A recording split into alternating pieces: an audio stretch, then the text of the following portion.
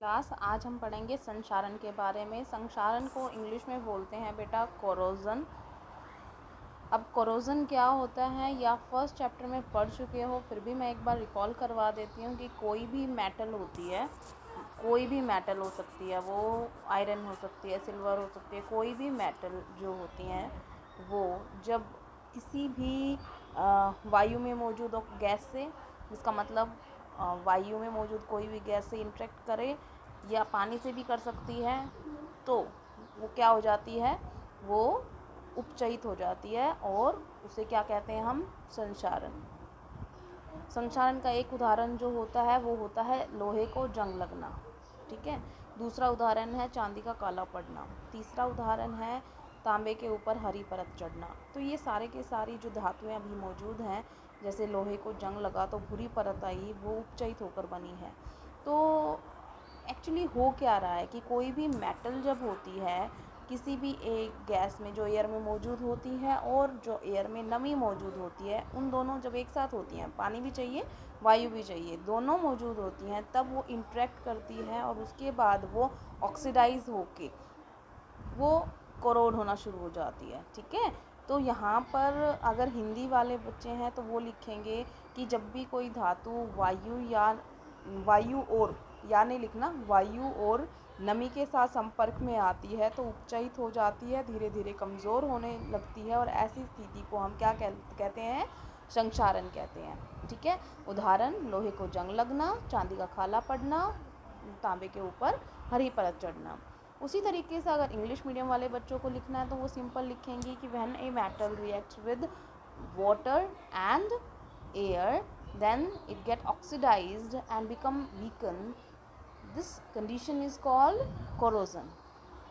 For example, rusting of iron, blackening of silver ornaments or jewelries, green coating on copper vessels. तो ये सब हमने पढ़ा। तो यहाँ पर मेन एम्फेसिस जो है बेटा वो इसके ऊपर है। किसके ऊपर है? संक्षारण के ऊपर है। और इसमें मेन जो लिया गया है वो जंग को लिया गया है। अब यहाँ पर जो आपको परख नली दिखाई दे रही है, जो आपको टेस्ट ट्यूब दिखाई दे रही है, एक बार देखने की कोशिश करो कि क्या दिखाया गया है यहाँ पर। सबसे पहले तो आप ये देखिए यहाँ पर क्या लिया गया है, जो हम बात कर रहे हैं इस नली की, इसमें क्या लिया गया है, देखिए लोहे की कीलें हैं, नीचे कैल्शियम क्लोराइड डाला हुआ है। कैल्शियम क्लोराइड जो होता है हवा में मौजूद नमी को सोख लेता है, तो सोख लेगा तो पानी नहीं हो सकता, इसका मतलब यहाँ पर पानी नहीं है, वायु है, दोनों में से एक चीज़ है। तो यहाँ पर जंग लग रहा है, नहीं लग रहा, यहाँ पर जंग नहीं लगा, ठीक है। जब हम इसकी बात कर रहे हैं, इसके अंदर देखिए क्या हुआ है, पानी के अंदर पूरा डिप कर दिया और ऊपर ना तेल डाला हुआ है। तेल डालने से क्या हुआ है कि तेल जो होगा वो वायु को अंदर नहीं जाने देगा, क्योंकि तेल जो होता है वो वायु को नहीं जाने देगा, उसको पूरे पानी को ढक लेगा, कवर कर लेगा। तो इसकी वजह से यहाँ पर क्या मौजूद है, यहाँ पर पानी तो है लेकिन क्या नहीं है, यहाँ पर वायु नहीं है, दोनों में से एक कंडीशन नहीं हुई, तो यहाँ पर भी जंग नहीं लगेगा। यहाँ पर बात करते हैं, इन्होंने आधा खुला छोड़ा है, आधा पानी में रखा है, ये आप देख सकते हैं। तो यहाँ पर क्या हुआ, यहाँ पर जल भी है और ऊपर से उसे क्या मिल रही है, वायु भी है। इसका मतलब जल भी मिल रहा है, वायु भी मिल रही है, तो दोनों ही चीज़ें मिल रही हैं, इसका मतलब जंग इसमें क्या होगा, लगेगा, क्योंकि हमने कहा था कि आयरन को जल भी चाहिए और वायु भी चाहिए, दोनों हो गए, नमी मिल गई। तो अब लोहे को जब जंग लगता है तो दोनों की ज़रूरत होती है। कई कई मेटल्स होती हैं उनको सिर्फ वायु से भी हो जाता है, जंग पकड़ जाता है, मतलब सॉरी करोड हो जाती हैं, वो संचारित हो जाती है। लेकिन लोहे को अगर जंग लगना है तो उसके लिए दो कंडीशन चाहिए, एक जल और दूसरी वायु, और ये दोनों जब दोनों ही होंगे ना तो ही जंग लगेगा, नहीं तो नहीं लगेगा। इस परिस्थिति में दोनों प्रोवाइड की गई, इसलिए इसमें जंग लगा। तो ये देख रहे होंगे आपको यहाँ पे ब्राउन लग रही हैं, ये ब्राउन इसलिए हुई हैं क्योंकि जंग जो होता है हल्का हल्का ब्राउनिश कलर का होता है, ठीक है। तो अब हमें क्या पता चल गया है कि लोहे को जंग लगने के लिए दो रिक्वायरमेंट हैं, या तो या तो नहीं, फिर से मैं कहूँगी दोनों की ज़रूरत है। जल भी होना चाहिए और वायु भी होनी चाहिए, दोनों में से एक भी अगर अब्सेंट होता है तो जंग नहीं लगेगा। तो इस तरीके से हम क्या कर सकते हैं, हम बचा सकते हैं किसी भी आर्टिकल को, किसी भी वेसल को जंग लगने से बचा सकते हैं। कैसे बचा सकते हैं, या तो हम जैसे इसने पानी में ऊपर तेल डाल दिया, तेल डालने से वायु संपर्क में नहीं जा पा रही, जिसकी वजह से लोहे को जंग नहीं लगेगा। क्योंकि अगर ऐसी कोई चीज़ है जो पानी में ही रहनी है तो हम ऐसे करके कर सकते हैं। अब संचारण से सुरक्षा, संचारण से सुरक्षा जो होती है वो हम किस किस तरीके से कर सकते हैं। जो लोहे को जंग लगते हैं हम क्या करते हैं, हम मोस्टली करते हैं पेंट। आपके घरों में जब कोई नई चीज़ आती है लोहे की, जैसे कूलर ही समझ लो, कूलर आया है तो आप क्या किया जाता है, उसको पहले उसको पेंट किया जाता है। पेंट किस लिए किया जाता है, ताकि आराम से वो क्या हो सके, वो उस पर पेंट करके हम उसको वायु और नमी से बचा सकें। वायु और नमी से बचा लेंगे तो ऑटोमेटिकली क्या होगा बेटा, हम जंग से बचा लेंगे। पेंट कर सकते हैं। जो ज़्यादातर हम खाने की जो लोहे की कढ़ाई होती है उनके ऊपर थोड़ा सा तेल लगा के रखते हैं, क्योंकि वो जंग नहीं पकड़ेगा फिर, और फिर उसको वॉश करके फिर इस्तेमाल करते हैं। तो तेल लगा कर भी हम बचा सकते हैं। ग्रीस लगाकर, कोई ऐसी चीज़ है जैसे पंखे वगैरह में लगी हुई है वहाँ पर हम ग्रीस भी लगा सकते हैं। यश दलेपन, यश दलेपन को बेटा इंग्लिश में गैल्वनाइजेशन बोलते हैं। गैल्वनाइजेशन क्या होता है, जैसे ये मान लो लोहे का कोई आर्टिकल है, इसके चारों तरफ दूसरी धातु की परत चढ़ा दी जाती है और मोस्टली वो होती है जिंक। तो जिंक की परत मतलब जस्ते की परत, लोहे की वस्तुओं पर चढ़ाने की जो प्रक्रिया होती है उसे हम बोलते हैं गैल्वनाइजेशन या यश दलेपन। दोनों का मतलब एक ही है। तो इसका मतलब coating of zinc over iron articles, ठीक है। क्रोमियम लेपन, इसका मतलब क्रोमियम धातु का लेप लगा दिया जाए उसके चारों तरफ क्रोमियम का। एनोडीकरण या मिश्र धातु बनाकर, तो यहाँ पर जो मेन चीज़ आई है मिश्र धातु बनाकर, ये कैसे करेंगे। मिश्र धातु क्या होती है पहले आपको ये समझना पड़ेगा। मिश्र धातु को हम इंग्लिश में एलॉय बोलते हैं। तो मिश्र धातु को बेटा हिंदी में मिश्र धातु भी बोलते हैं और मिश्रातु भी बोलते हैं। तो कंफ्यूज मत होना कभी मिश्रातु आ जाए तो। और इसको हम इंग्लिश में बोलते हैं अलॉय, ठीक है। तो क्या होता है कि हम कई बार क्या होता है, हमारी एक जो धातु जैसे लोहा ही है, अब लोहा जो हमें पता है जंग लग जाता है, जैसे लोहे की घर में आपकी कढ़ाई होगी तो उसकी देखो कितनी हमें एक तरीके से साफ़ रखना पड़ता है उसको, उसको तेल लगा के रखते हैं कि जंग ना लग जाए, पानी से बचाने के लिए, मतलब उसके लिए स्पेशल हमें मेजर्स करने पड़ते हैं। क्या स्टील के लिए आप ये करते हो, नहीं करते ना, धोया सुखाया हो गया काम। क्या स्टील को आपने कभी कोरोजन देखा है उसके अंदर, नहीं देखा, क्योंकि स्टील को कोरोजन होता ही नहीं, स्टील जो है संचारित तो होता ही नहीं है। लेकिन कोई अगर आपसे पूछे तो स्टील के अंदर ज़्यादातर क्या है, ज़्यादातर उसके अंदर आयरन है, लेकिन फिर भी आयरन से प्रॉपर्टीज़ उसकी मैच नहीं कर रही, अब वो कोरोड नहीं कर रहा, अब वो संचारित नहीं हो रहा। रीज़न क्या है कि वो सिर्फ वहाँ पर आयरन नहीं रहा, उसके साथ में क्या आ गया है, कार्बन।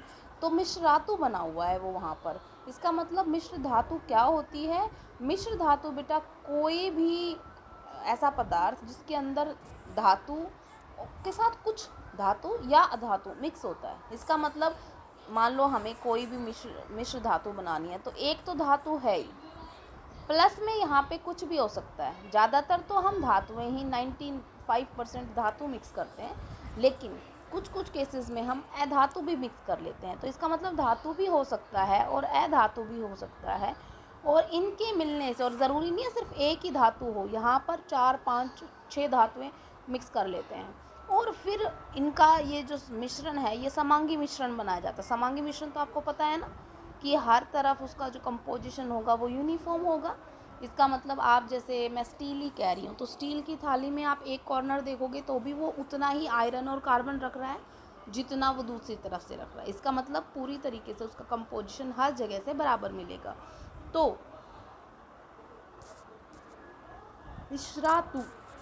मिश्रातु या मिश्र धातु या अलॉय की डेफिनेशन क्या होगी कि कोई भी समांगी मिश्रण जिसमें दो या दो से अधिक धातुओं का योग हो, ठीक है ना। तो दो या दो से ज़्यादा धातुएं मिली हुई हों, कई बार अधातु भी मिला देते हैं, तो ऐसे समांगी मिश्रण को हम क्या कहते हैं, मिश्र धातु। अलॉय के लिए हम क्या यूज़ करेंगे? Homogeneous mixture of more than 2 metals और नॉन मेटल्स। मेटल्स भी मिला सकते हैं, नॉन मेटल्स मिला सकते हैं। एक तो मेटल होती है, दूसरे कौन सा हम मिलाएंगे वो डिपेंड करता है। इसमें बहुत सारे एग्जाम्पल हैं। अब ये मिश्र धातु बनाने के बाद चेंजेस क्या होते हैं? उसकी प्रॉपर्टी चेंज हो जाती है। जैसे मिश्र धातु का एक एग्जाम्पल आपका भी मैंने दिया था, स्टील। स्टील के अंदर क्या क्या होता है? स्टील के अंदर आयरन भी होता है और कार्बन भी होता है। तो आयरन यहाँ पर एक धातु है और कार्बन एक यहाँ पर अधातु है। तो ये दोनों का मिक्सचर हुआ, तो इस वजह से हम क्या कहते हैं? इसे मिश्र धातु, अलॉय। और इसका नाम क्या है? स्टील। तो स्टील एक मिश्र धातु है, स्टील एक अलॉय है, किसका? आयरन का और कार्बन का। कभी कभी इसमें और मेटल्स भी मिला देते हैं, बहुत कम परसेंटेज के अंदर, बट ज़्यादातर जो होती हैं वो आयरन और कार्बन ही होते हैं। ठीक है। इसी तरीके से अब आप ये देखोगे कि आयरन अब कोरोड नहीं कर रहा स्टील बनने के बाद। वो इसलिए क्योंकि उनकी प्रॉपर्टीज़ चेंज हो गई है। तो बेटरमेंट करने के लिए, उसे और अच्छा बनाने के लिए हम अलॉय बनाते हैं मेटल्स का। तो मेटल में जो कमी होती है वो मिक्सचर के बाद कुछ कमियां जो होती हैं वो बहुत ख़त्म हो जाती है और उसकी जो हार्डनेस होती है वो भी इंक्रीज हो जाती है। किसी केसेस में उनकी जो प्रॉपर्टीज़ हैं वो भी काफ़ी चेंज हो जाती हैं। अब जैसे यहाँ पर आपसे ये जो येलो कॉलम दिखाई दे रहा है आपको, यहाँ पर इसने क्या बताया है कि हमारे पास जो सुनार होता है वो हमें ज्वेलरी जो बनाता है, कभी देखा है आपने? वो बोलता है जी ये तो 22 कैरेट का है, ये 18 कैरेट का है, ये 20 कैरेट का है। तो ये क्या मतलब होता है? ये मतलब ये होता है बेटा, हमारा जो 24 कैरेट होता है वो बिल्कुल शुद्ध सोना होता है, बिल्कुल प्योर गोल्ड।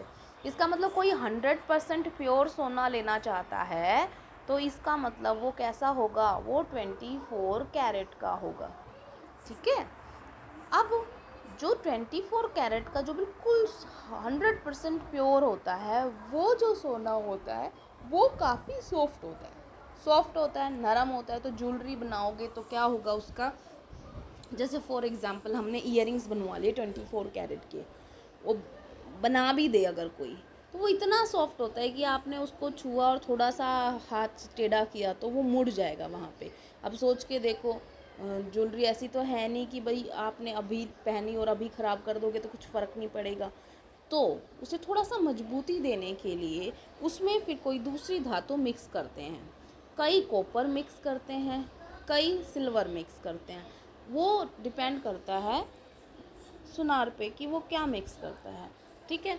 अब जैसे अगर सुनार बोल रहा है कि आप मेरी ज्वेलरी जो है वो 24 कैरेट की है, तो इसका मतलब क्या हुआ कि उसका 22 पार्ट्स तो क्या है? गोल्ड है, प्लस में जो 2 पार्ट्स है ना वो उसका कॉपर भी हो सकता है, सिल्वर भी हो सकता है, या अगर उसने और कुछ डाला है तो वो भी हो सकता है। लेकिन उसमें 22 पार्ट्स क्या हैं? गोल्ड के। अब ये 22 पार्ट्स का मतलब क्या है? फॉर एग्ज़ाम्पल अगर आप देखोगे कि 100% कब था? 24 कैरेट जब था। ठीक है ना। तो जब वो 100% का मतलब है कि पूरा का पूरा गोल्ड लिया था वो 24 कैरेट का था। लेकिन अगर उस 24 कैरेट की जगह पे हम अब सिर्फ क्या कर रहे हैं? हमने वो 24 कैरेट मान लो अगर ले भी लो आप, उसमें फिर हमने क्या मिलाना है? सिल्वर और कॉपर। तो अगर 22 पार्ट हमने गोल्ड लिया, ठीक है, तो 2 पार्ट हम क्या लेंगे? कॉपर या सिल्वर। तो ज़्यादातर जो हमारे सुनार होते हैं, जो अच्छी कैटेगरी का माना जाता है ज्वेलरी, वो 22 कैरेट की होती है। अब धीरे धीरे फिर सुनार जो होते हैं, क्योंकि लोगों को पता नहीं होता और वो जो बोलते हैं कि जो निशान है वो देखते नहीं हैं, तो इस वजह से जो बोलते हैं ना कि बिल्कुल शुद्ध सोने का या जितना का भी बना होता है उसका एक निशान होता है, हॉलमार्क साइन, वो हॉलमार्क साइन नहीं देखते हैं। तो जिनको पता होता है वो देख लेते हैं, जिनको नहीं पता होता वो नहीं देखते हैं। तो कई बार सुनार क्या करते हैं, वो 18 कैरेट की चीज़ दे दी। तो आप सोच के देखो आपको कितना नुकसान हो गया। नुकसान क्या हुआ? 18 कैरेट की जो चीज़ है उसके अंदर सिर्फ कितना सोना है? 18 पार्ट्स गोल्ड के हैं, और 6 पार्ट्स क्या है, कॉपर या सिल्वर। अब सोच के देखो, ये पार्ट क्या हो गया, गोल्ड का कम हो गया, अब उसके अंदर सोना एज पर परसेंटेज जो 22 कैरेट की सोना कम हो गया है और इसकी परसेंटेज क्या है, बढ़ा दी गई है। तो इसका मतलब क्या हुआ, 22 कैरेट गोल्ड या 18 कैरेट गोल्ड जो होता है वो दोनों ही अलॉय हैं, क्योंकि उनके अंदर थोड़ी सी दूसरी धातु मिक्स की गई है। इसी की तरह आपने सुना होगा, अब तो पता है, रेवाड़ी शहर को किस नाम से जाना जाता है, पीतल नगरी। तो ये पीतल क्या है, पीतल इंग्लिश में क्या बोलते हैं, ब्रास सिटी। तो ब्रास किससे बना है, कॉपर प्लस जिंक से। आपको एक छोटा सा मैं हिंट देती हूँ, बच्चे कंफ्यूज हो जाते हैं एक ब्रास में और एक ब्रॉन्ज में। तो आप देखो, जब आपको कोई पूछे ब्रास, तो आप ये देखो इसमें एस आया है ना, तो आपने उसका उल्टा लिखना है, कॉपर प्लस में एस आया तो एस नहीं लिखना, जेड लिखोगे आप। और अगर कोई बोलता है ब्रॉन्ज बताओ, तो इसमें क्या आ गया, इसमें जेड आ गया, तो आप आगे एस लिखोगे। ठीक है, अब क्या मतलब हुआ, मैं क्या बता रही हूँ कि brass is an alloy of copper and zinc, bronze is an alloy of copper and tin. ये क्या है, टिन। तो दोनों अलॉय हैं, दोनों मिश्र धातु हैं, लेकिन एक कॉपर और जस्ते से बना है, तांबा और जस्ता से पीतल बना है, और ये बना है तांबा और टिन से। तो ये है ब्रॉन्ज, जिसको हम बोलते हैं ना कांसा, कांस्य पदक भी सुना होगा आपने। एक होता है गोल्ड मेडल, एक होता है सिल्वर मेडल, एक होता है कांस्य पदक, है ना। तो वो जो कांस्य पदक है, ब्रॉन्ज मेडल है, वो किससे बना है, कॉपर प्लस टिन से। तो ये सब किसके एग्जाम्पल बेटा, अलॉय के। अब यहाँ पर एक स्पेशल थोड़ा सा एम्फेसिस किया हुआ है एमेलगम पे। तो एमेलगम क्या होता है, एमेलगम इंग्लिश में भी बेटा इसे एमेलगम ही बोलते हैं। एमेलगम जो होता है, अलॉय होता है ऑफ मरकरी, प्लस में कोई भी मेटल होगी, उसके अंदर कोई दूसरी मेटल हो सकती है। मतलब पारा तो एक मेटल है ही, फिक्स है, पारा तो होगा ही होगा, उसमें कोई दूसरी मिक्स कर दी, जैसे सोडियम मिक्स कर दी तो वो बन जाएगा सोडियम एमेलगम, एल्युमिनियम मिक्स कर दी तो वो बन जाएगा एल्यूमिनियम एमेलगम। तो इसका मतलब सोडियम एमेलगम में क्या मिलेगा, सोडियम प्लस में Hg, पारा। ठीक है, अगर एल्यूमिनियम एमेलगम बोला तो क्या मिलेगा, Al प्लस Hg, इसका मतलब एल्यूमिनियम प्लस में पारा। तो एमेलगम किस लिए यूज़ हो रहा है बेटा, कोई भी अलॉय एमेलगम कहलाएगा, उसके अंदर एक फिक्स है धातु, वो है पारा, दूसरी कोई भी धातु हो सकती है, तो वो एमेलगम होती है। ठीक है, तो ये सारी जो भी हैं, जैसे इसमें यहाँ पर एक और अलॉय आया है, सोल्डर। सोल्डर, सोल्डर जो होता है बेटा, ये लेड प्लस टिन, इससे बनता है। और ये जो मिश्र धातु होती है, इसका जो मेल्टिंग पॉइंट है, सोल्डर का मेल्टिंग पॉइंट जो होता है वो बहुत कम होता है, मेल्टिंग पॉइंट बहुत लो होता है, लेस होता है। तो ये वेल्डिंग के लिए इस्तेमाल किया जाता है। ठीक है, कई बार आपने सुना भी होगा सोल्डरिंग मशीन, तो वो क्या होती है कि वेल्डिंग वाली मशीन को कई बार बोलते हैं। तो सोल्डर मतलब क्या हो गया, सोल्डर क्या हुआ, वो अलॉय हुआ लेड और टिन का, और इनका कॉम्बिनेशन से जो बना है अलॉय, उसका मेल्टिंग पॉइंट बहुत कम होता है और वो वेल्डिंग के लिए इस्तेमाल होता है, जल्दी पिघल जाता है, फिर जल्दी जम जाता है। ठीक है ना, तो वेल्डिंग के लिए इस्तेमाल होता है। अब आते हैं हम यहाँ पर क्वेश्चंस पे। जिंक, मैग्नीशियम और कॉपर के धात्विक ऑक्साइड को निम्न धातुओं के साथ गर्म किया गया। ये आपको टेबल दिखा रखी है, किस स्थिति में विस्थापन अभिक्रिया घटित होगी। इसके लिए आपको फिर से क्या पढ़ना पड़ेगा बेटा, रिएक्टिविटी सीरीज याद करनी पड़ेगी। तो रिएक्टिविटी सीरीज याद करो, पढ़ना आपको याद होगी, पढ़ना साइंस, मैथ, जिल, हाई कोर्ट का मैसेज है। ठीक है, अब याद करो इसमें कौन कौन सी धातुएं दे रखी है। एक दे रखी है जिंक, ये रही। एक दे रखे है इसमें मैग्नीशियम, ये रही मैग्नीशियम। एक दे रखे इसने कॉपर, ये रही कॉपर। कॉपर, जिंक, मैग्नीशियम, बस ये तीन ही दे रखे हैं। और आपसे पूछा गया है कि इन ऑक्साइड के साथ जब हम विक्रिया करेंगे तो कौन सी विस्थापन अभिक्रिया किसमें घटित होगी। तो आप सोच के देखो, अब मैग्नीशियम जो है, मैग्नीशियम तो इनसे ऊपर है दोनों से, जिंक और कॉपर से, तो क्योंकि ये ज़्यादा सक्रिय धातु है, इन दोनों के ऑक्साइड को तो कर ही सकता है। तो जिंक का ऑक्साइड देखो मैग्नीशियम कर देगा इसमें, कॉपर का देखो कर देगा, इसके साथ तो रिएक्शन इसका खुद का ही है मैग्नीशियम ऑक्साइड, तो नहीं होगा। अब बात करते हैं हम जिंक की।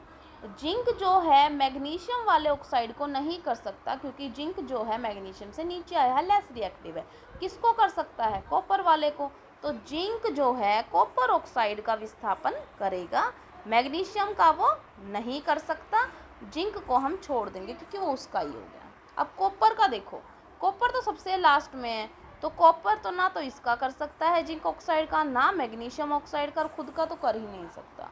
तो जिसमें मैंने टिक किया है तो इसका मतलब वो विस्थापन कर सकता है, जिसमें मैंने क्रॉस किया है इसका मतलब यहाँ विस्थापन नहीं हो सकता, और जिसमें मैंने डैश लगाया वो उसी तत्व का है। ठीक है। कौन सी धातु आसानी से संचारित नहीं होती है? जो सबसे कम रिएक्टिव होगी ना बेटा, वो ज़्यादा संचारित नहीं होगी। जैसे प्लैटिनम, गोल्ड, ये बिल्कुल संचारित नहीं होती। अगर संचारित होती, सोच के देखो, जस्ट इमेजिन, लोहे को जंग लगने की जगह सोने को अगर जंग लग रहा होता तो कोई पहनता? नहीं पहनता ना। लेकिन अब तो पहनते हैं। इसका मतलब यही है, क्योंकि वो कम सक्रिय धातु है। ऐसा कम नहीं होता है कि वो रिएक्ट करके और खुद ब खुद कमज़ोर होता रहेगा, टूटता रहेगा। ठीक है। मिश्रातु क्या होते हैं ये मैंने बता दिया। होमोजीनियस मिक्सचर ऑफ 2 और मोर देन 2 मेटल्स, 2 और 2 से ज़्यादा धातुओं का समांगी मिश्रण जो है वो मिश्रातु कहलाता है। ये क्वेश्चन हो गया बेटा, चैप्टर आपका ये कंप्लीट हो गया है। हम नेक्स्ट लेक्चर में नेक्स्ट चैप्टर स्टार्ट कर देंगे, कार्बन एंड इट्स कंपाउंड्स। और आज आपने क्वेश्चन आंसर जो मैं भेजूंगी वो अपने नोटबुक में कंप्लीट लिख लेने हैं। Thank you class.